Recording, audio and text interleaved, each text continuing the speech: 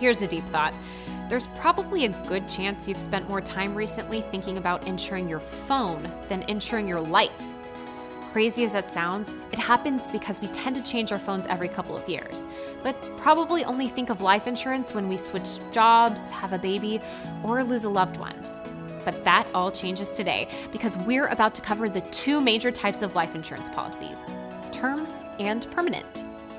Let's begin with term, which, as you may have guessed by the name, is designed to cover you for a certain period of time, or term. Here's what you need to know about term life insurance.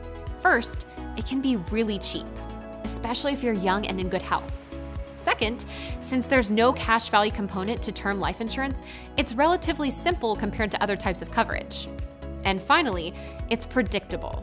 You usually purchase these policies with a set term, like 10, 20, or 30 years. And during the initial term, your premium is guaranteed to stay the same. Term insurance is typically best for people who only need or want life insurance for a certain period of time and aren't concerned about having coverage for the long term. That's because when the term ends, term life insurance gets more expensive, sometimes way more expensive, like unaffordable expensive. So if you plan to be around longer than your term policy and still want life insurance at that time, you may need another solution. And as you may have guessed, that's where permanent life insurance comes into play because it's designed to cover you for your entire life. Here's what you need to know about permanent insurance.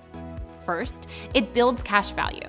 A portion of each payment is saved or invested to help cover the cost of the policy later in life. Second, because of this cash value aspect, it's more expensive. And finally, it's often flexible. In certain permanent policies, you are able to increase, decrease, or even potentially skip premium payments.